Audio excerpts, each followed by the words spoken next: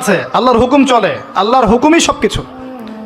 এর বাইরে মানুষ প্রোটেকশন নিবে, সুস্থ থাকবে, সে তার মেডিকেল রুটিনগুলো ঠিকঠাক মতো চলবে, ঠিক আছে, কিন্তু এত বেশি কেন মাথায় নিতে হবে যে আল্লাহকেই মানুষ ভুলে যাচ্ছে? সব কিছুর ঊর্ধ্বে মনে হয় যে বস্তুবাদিতে আল্লাহ অনেক পরের। আল্লাহ ব্যাপারটা কেন এমন কেন হলো? আমরা দিন দিন আমাদের সাইকোলজি এমন জায়গায় নিয়ে যাচ্ছি যে চিন্তা ক্ষেত্রে আমরা বুদ্ধিবৃত্তিকভাবে শিরক করছি। আল্লাহ পাক বোঝার তৌফিক দান করুন, আমিন। আসেন, কোন জায়গায় ছিলাম? প্রথম আকাশ, আকাশের দরজা আছে, নক করা হচ্ছে। আরেকটা কথা বলি, এই পুরো মহাবিশ্বে যতদূর পর্যন্ত আলোচনা হয়েছে এগুলো প্রথম আকাশের অন্তর্ভুক্ত, এরপরে দ্বিতীয় আকাশ। কথা কি বুঝতে পারছেন? এই সব কিছু প্রথম আকাশের মধ্যে, এত গ্যালাক্সিস, এত গ্রহ, এত নক্ষত্র সবকিছু। ওই দিক থেকে আওয়াজ আসছে যে কে আপনারা, কে? জিবরাইল আলাইহিস সালাম বলছেন আমি জিবরিল। ওই দিকের প্রহরী বলছেন আপনাকে কি পাঠানো হয়েছিল? জিবরিল আমিন বলছেন হ্যাঁ, আমাকে পাঠানো হয়েছে। আপনার সাথে কে? আপনার সাথে, আমার সাথে মুহাম্মদুর রাসূলুল্লাহ সাল্লাল্লাহু আলাইহি ওয়াসাল্লাম। দরজা খুলে দেয়া হলো, প্রবেশ করা হলো। তিনি দেখলেন একজন ব্যক্তি একবার ডানে তাকাচ্ছেন, একবার বামে তাকাচ্ছেন। ডান দিকে তাকাচ্ছেন, হাসছেন, বাম দিকে তাকাচ্ছেন, কাঁদছেন। নবী সাল্লাল্লাহু আলাইহি ওয়াসাল্লাম জিজ্ঞাসা করলেন উনি কে আর উনি এমন করছেন কেন? তাকে বলা হলো তিনি হচ্ছেন আমাদের সবার আদি পিতা আদম আলাইহিস সালাম। যখন ডান দিকে দেখছেন, ডান দিকের রূহগুলো হচ্ছে জান্নাতি রূহ, এগুলোকে দেখে তিনি হাসছেন, তার সন্তানদের মধ্যে এই মানুষগুলো জান্নাতে যাবে। যখন বাম দিকে তাকাচ্ছেন, তার সন্তানদের এই রূহ দেখে তিনি কষ্ট পাচ্ছেন, এরা জাহান্নামে যাবে। আর আমি বলে রাখি, সহিহ বুখারীতে 4 বার হাদিসে এসেছে যে আদম আলাইহিস সালামকে কিয়ামতের মাঠে আল্লাহ পাক ডেকে নিয়ে আসবেন এবং বলবেন তোমার সন্তানদের মধ্য থেকে জান্নাতি জাহান্নামী আলাদা করে দাও। আদম আলাইহিস সালাম বলবেন কতজন হে আল্লাহ? আল্লাহ বলবেন প্রতি 1000-999 জনকে জাহান্নামের জন্য আলাদা করে দাও। বলেন নাউযুবিল্লাহ, ইন্না লিল্লাহি ওয়া ইন্না ইলাইহি রাজিউন। প্রত্যেক 1000-999 জন মানুষ জাহান্নামে যাবে। আল্লাহ পাক আমাদেরকে হেফাজত করুন, আমিন। তবে সবচেয়ে বেশি মানুষ যারা জান্নাতে যাবে তারা এই উম্মতের মধ্যে, এটা সুখবর। সবচেয়ে বেশি মানুষ যারা জান্নাতে যাবে তারা এই উম্মতে মুহাম্মাদের মধ্যেই হবে। তারপরেও আরেকটা দুঃসংবাদ, যে এই উম্মতের মধ্যে 73টা দল হয়ে যাবে, যার মধ্যে 72 দল জাহান্নামে যাবে, একটা দল জান্নাতি। মা আলা আলাইহি ওয়া আসহাবি, আমি যার উপরে আছি, আমার সাহাবীরা যার উপরে আছেন। অতএব আমরা আমাদের আকীদা আমলগুলোকে আল্লাহ রাসূল সাল্লাল্লাহু আলাইহি ওয়াসাল্লাম এবং সাহাবীদের আকীদা আমলের সাথে মিলাই, ইনশাআল্লাহ আমরা জান্নাতে যাব। আরেকটা কথা হচ্ছে, এই উম্মতের মধ্যে যারা শিরক না করে মারা যাবে, শিরকের গুনাহ না করে মারা যাবে, হয়তো অন্য বড় গুনাহ আছে, আল্লাহ চাইলে তাদের সমস্ত গুনাহকে মাফ করে জান্নাতে দিতে পারেন। সাবধান থাকবেন শিরক থেকে। আল্লাহ পাক সবাইকে শিরক থেকে মুক্ত রাখুন, আমিন। আদম আলাইহিস সালামকে দেখে তিনি সালাম দিলেন, তিনি সালামের প্রতি উত্তর দিলেন, মারহাবা জানালেন এবং এগিয়ে চললেন। দ্বিতীয় আসমানে নবী সাল্লাল্লাহু আলাইহি ওয়াসাল্লাম সাক্ষাৎ হচ্ছে দুজন নবীর সাথে। একজন ঈসা ইবনে মারইয়াম, নাম শুনেছেন? তিনি সেই নবী যিনি মসিহুদ দাজ্জালকে হত্যা করবেন এবং এই পৃথিবীতে তিনি আবারও ফিরে আসবেন ইনশাআল্লাহ। ন্যাটোকে ঠেকাতে পারবে না, জিউসরা তাকে ঠেকাতে পারবে না, ইসলামের অন্যান্য যে বিরোধী শক্তি তারা তাকে ঠেকাতে পারবে না। তিনি পৃথিবীতে আসবেন, সিরিয়ার দামেস্কের সাদা মিনারের উপরে তিনি অবতরণ করবেন 2 জন ফেরেশতার কাঁধে ভর দিয়ে। যখন তার চুল দিয়ে টপ টপ করে পানি পড়তে থাকবে এবং এই ঘামগুলো বা পানিগুলো দেখতে মুক্তার মতো মনে হবে। হাদিস এভাবে স্পষ্ট এসেছে, টাটকা। যে কোনো আলেমকে জিজ্ঞাসা করেন, আপনাকে বলে দিবেন ইনশাআল্লাহ। তিনি হত্যা করবেন মসিহুদ দাজ্জালকে প্যালেস্টাইনের বাবেলুদ নামক জায়গায়। বাবেলুদ কোথায় এখন দেখে নিয়েন, ওই জায়গাটা কাদের দখলে আছে। তার সাথে আরেকজন নবীকে দেখলেন নবী সাল্লাল্লাহু আলাইহি ওয়াসাল্লাম, তার নাম ইয়াহইয়া আলাইহিস সালাম, ঈসা ইবনে মারইয়ামের খালাতো ভাই, বা দুজনের মাঝখানে একটা সম্পর্ক আছে, আমি এই মুহূর্তে ভুলে গেছি, এরকমই কিছু একটা হবে। ইয়াহইয়া আলাইহিস সালাম সেই নবী যার নাম আল্লাহ পাক নিজে রেখেছেন, সুবহানাল্লাহ। তিনি সাইয়্যিদ ছিলেন, নেতা ছিলেন, নবী ছিলেন। একইভাবে সালাম বিনিময় হলো, নবীজি এগিয়ে চললেন সাল্লাল্লাহু আলাইহি ওয়াসাল্লাম। তৃতীয় আকাশে তিনি দেখলেন আরেকজন নবী, তাকে বলা হলো তিনি হচ্ছেন ইউসুফ আলাইহিস সালাম, যাকে পুরো পৃথিবীর অর্ধেক সৌন্দর্য দেওয়া হয়েছে। আর আপনারা জানেন সূরা ইউসুফ একটা সূরাই আছে, আর এই সূরা ইউসুফ জুলাইখার প্রেম কাহিনী নয়, বরং এই সূরা হচ্ছে ইউসুফ আলাইহিস সালামের সাথে তার পিতা ইয়াকুব আলাইহিস সালামের প্রেম কাহিনী। ভালো করে পড়ে দেখবেন। কিভাবে বললাম? ছেলের শোকে কাতর হয়ে বাবা কাঁদতে কাঁদতে অন্ধ হয়ে গেছেন। আপনার গার্লফ্রেন্ড কি আপনার জন্য অন্ধ হয়েছে?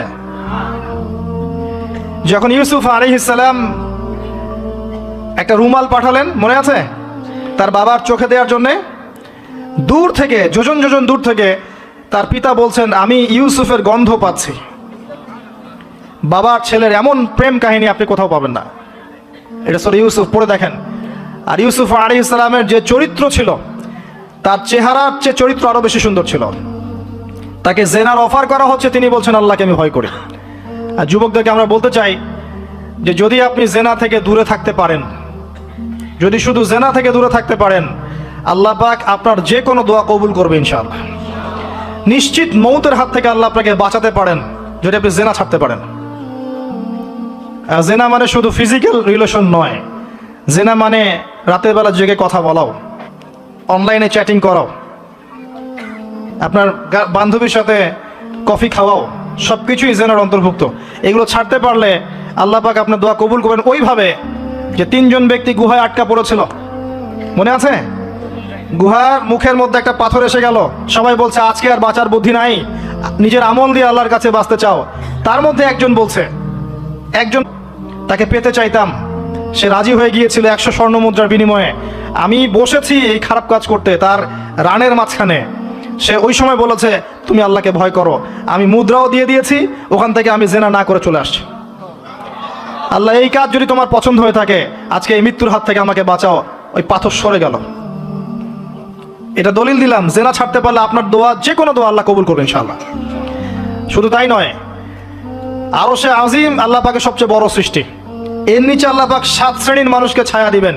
তার মধ্যে এক শ্রেণী হচ্ছে সেই যুবক যাকে কোনো সুন্দরী নারী আহ্বান করেছে খারাপ কাজ করার জন্য, উচ্চ বংশের, সে বলেছে আমি আল্লাহকে ভয় করি।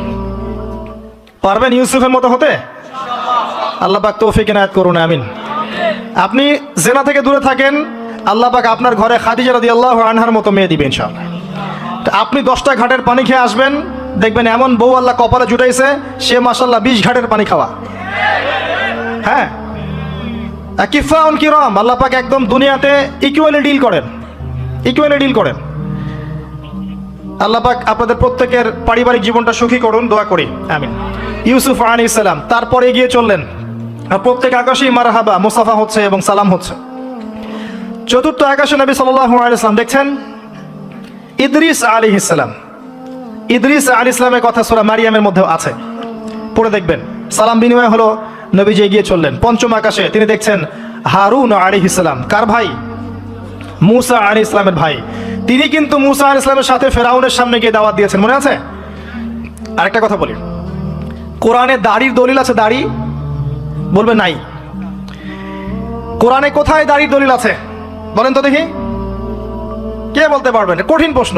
500 টাকা পুরস্কার দেবো আমার পক্ষ থেকে, জান। যদিও 500 কোনো টাকাই না, টাকার মান দিন দিন কমছে। কোন সূরায় দাড়ির কথা আছে কে বলতে পারবেন?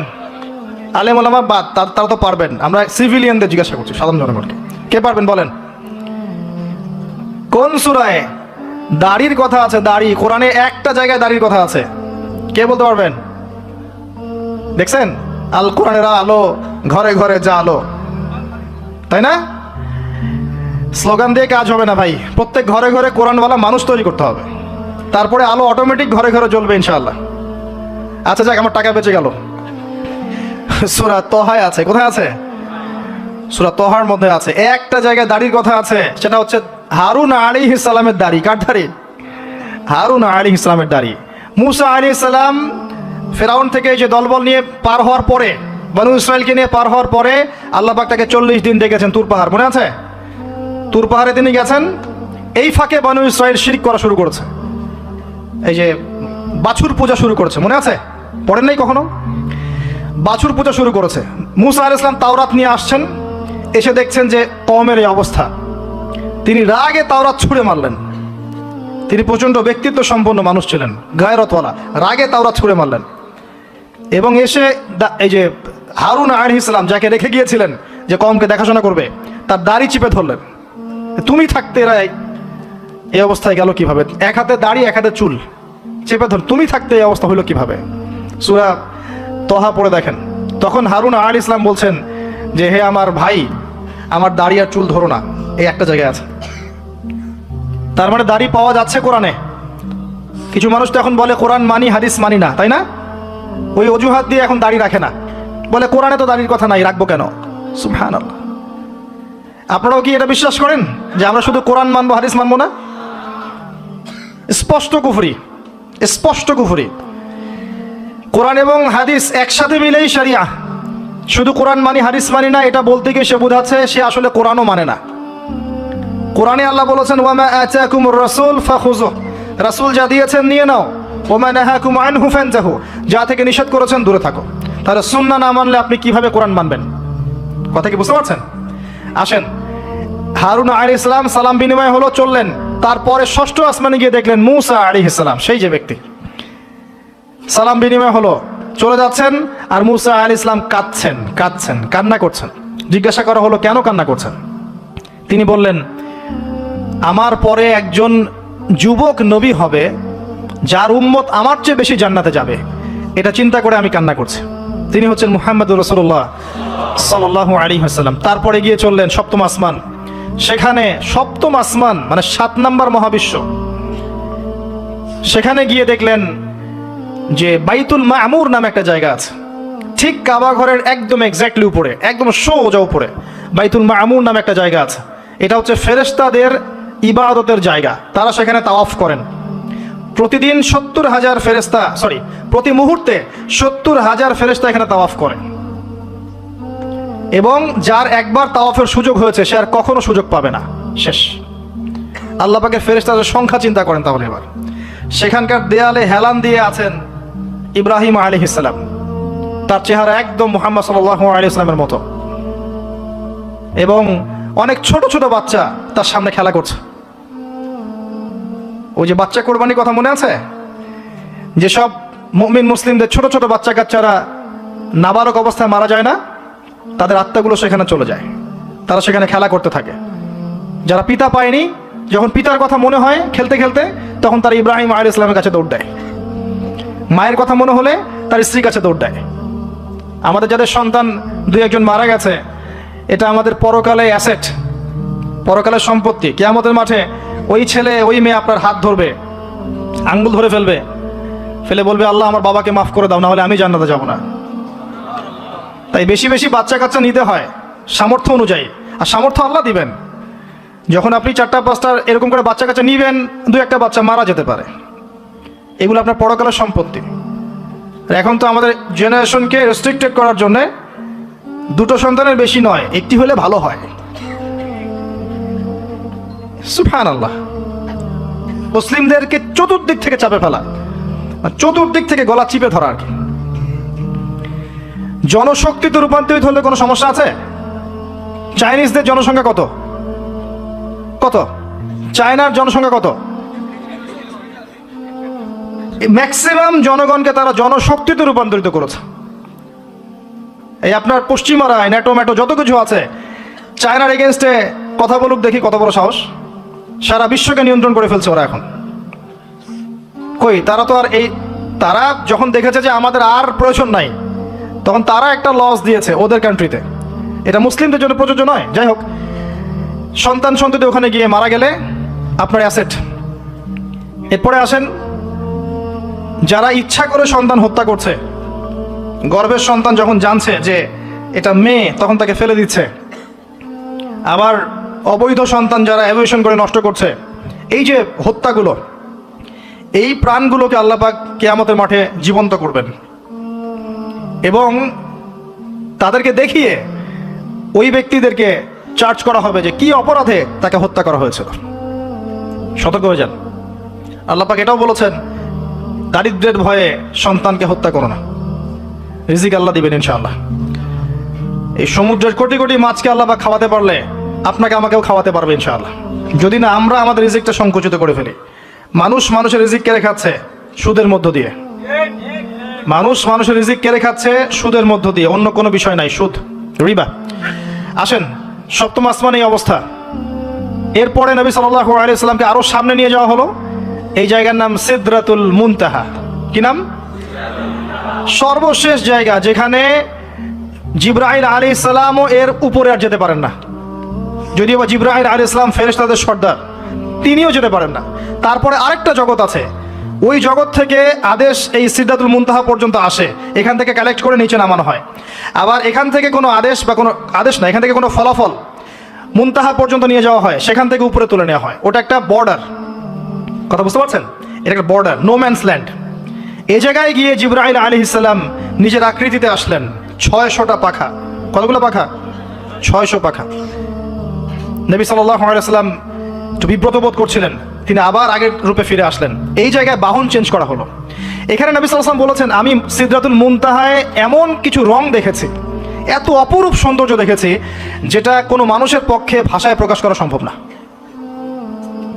এটা শেষ সীমানা, এবং এটা একটা বড়াই গাছের মতো দেখতে, সরি বড়ই গাছ, বড়াই গাছ না, আসলে বড়ই গাছের, কুল গাছের মতো দেখতে।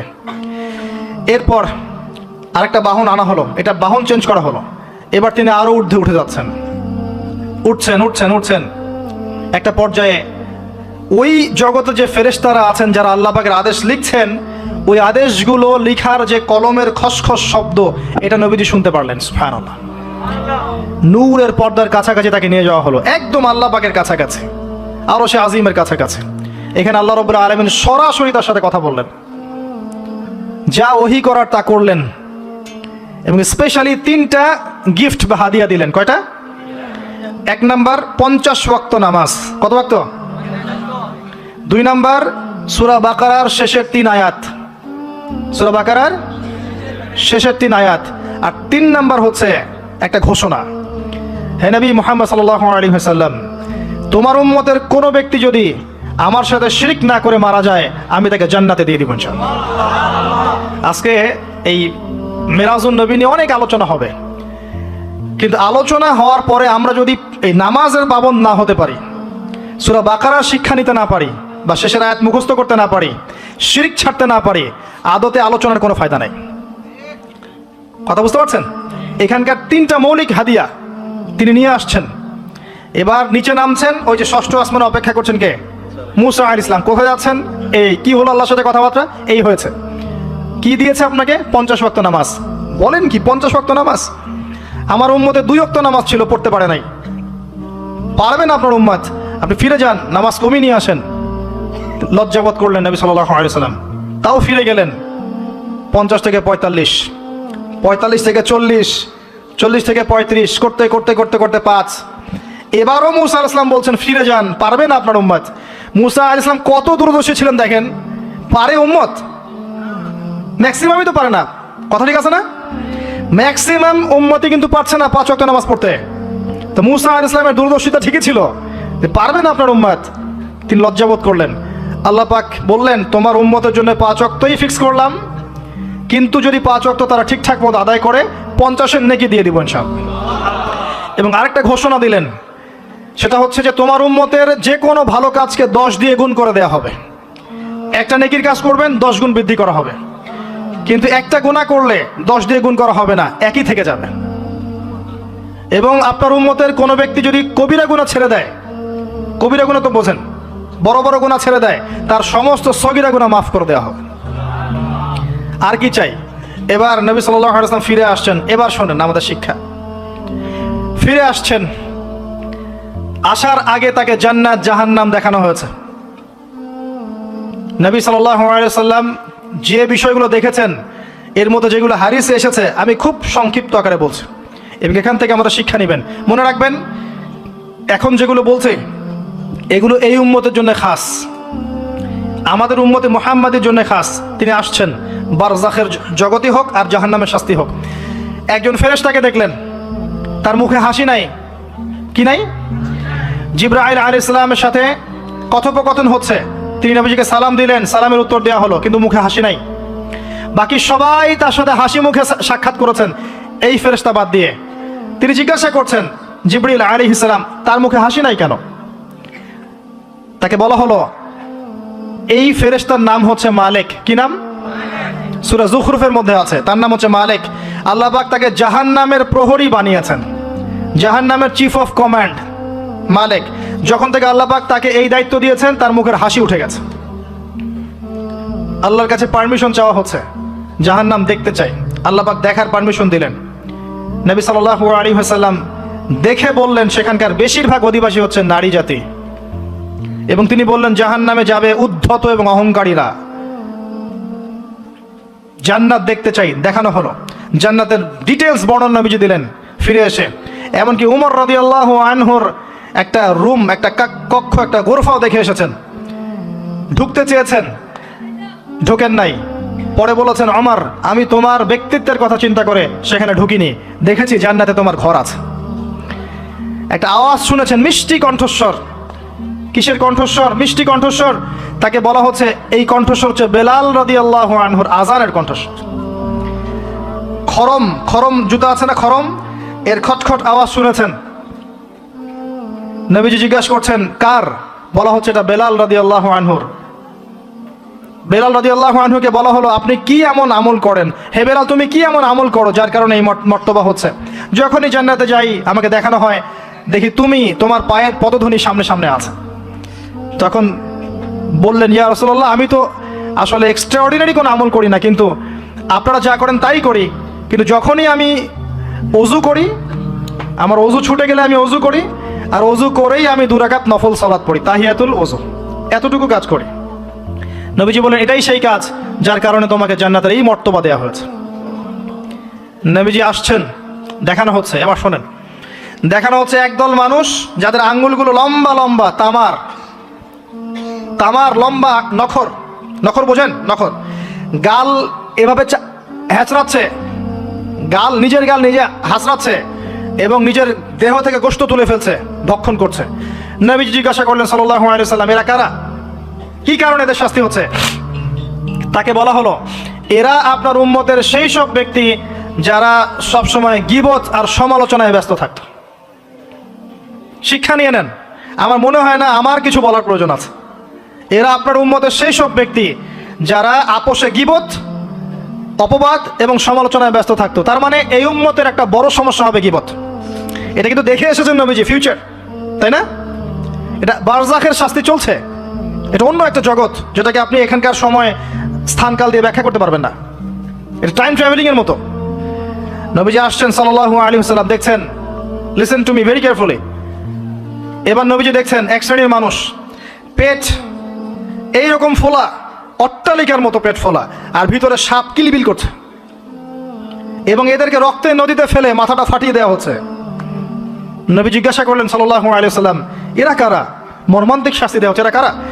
এরকম শাস্তি দেয়া হচ্ছে, আপনি দেখলে আপনার কেমন লাগবে? নবীজিকে বলা হচ্ছে সাল্লাল্লাহু আলাইহি ওয়াসাল্লাম, এরা আপনার উম্মতের এই সব ব্যক্তি যারা ছিল সুদখোর, রিবাখোর। মানে এই উম্মতের অন্যতম বড় সমস্যা হবে রিবা, যেটা আমি বলেছি, প্রতিটা সেক্টরে রিবা। সবচেয়ে নিম্ন পাপ নিজের মায়ের সাথে জেনা করা, সবচেয়ে উচ্চ পাপ আল্লাহ এবং তার রাসূলের সাথে যুদ্ধ করা, এটা হলো সুদ। এবং এর বাস্তবতা হচ্ছে এই, ধনী দিন দিন ধনী হবে, গরিব দিন দিন গরিব হবে, এটা বাস্তবতা। রক্ত চুষে খাওয়া হয়, এই কারণে রক্তের নদীতে ফেলা হয়েছে। এবং সাপ খেয়েছে তারা, সাপ খেয়ে পেট ফুলিয়ে ফেলেছে। আমার মনে হয় না ব্যাখ্যা করার প্রয়োজন আছে। আর একটা হাদিস আগেই বলেছি, যে দেয়, যে নেয়, যে সাক্ষী থাকে, যে লিখে রাখে, সবাইকে সমানভাবে লানত করেছেন নবী সাল্লাল্লাহু আলাইহি ওয়াসাল্লাম।